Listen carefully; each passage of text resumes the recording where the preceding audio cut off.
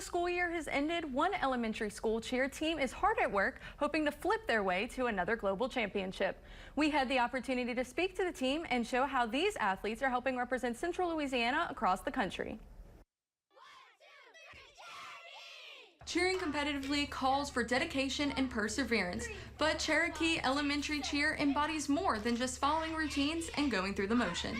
We started this program 3 years ago, and we have one that has been on the team since day one. We're very proud of them. They work together. They treat each other like sisters. The athletes range from 8 to 11 years old and participate in numerous competitions throughout the year. When we hype each other up, we just get happy and excited, and then we kind of like know that we can do it, and then we end up doing it. The squad showcases both spirit and resilience, but lacks the proper training equipment needed to practice safe tumbling, stunts, and dismounts. We have access to nothing.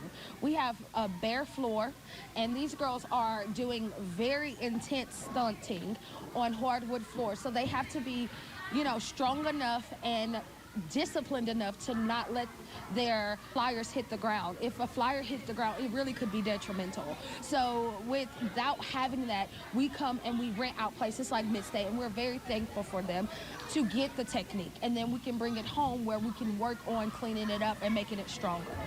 Despite not having all of the necessary equipment, the team does not let that stunt their growth and finds ways to overcome the obstacles.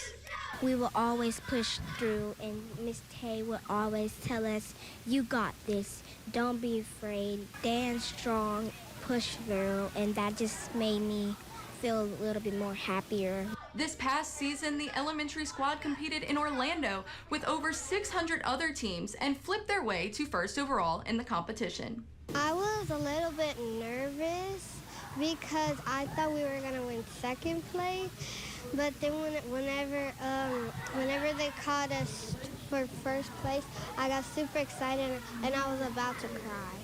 We were a small team that we just built this program. This was our third year going into it, and it felt like, we were going up against really big schools, really big states that had way more resources than we had. So it was like, wow, if we could take something so small and make something so big out of it, it's like, it's worth it in the end.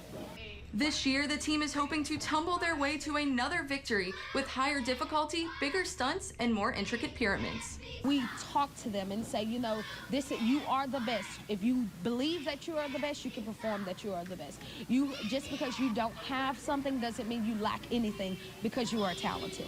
Like, we pride ourselves in discipline, and we pride ourselves into making them have ownership of their team, and that's how we're successful. If they feel like they have a say and a voice as to what goes on in our program, then they feel like they have ownership of this team, and I feel like that's what made us very successful. Reporting in Alexandria for News Channel 5, I'm Julia Keller.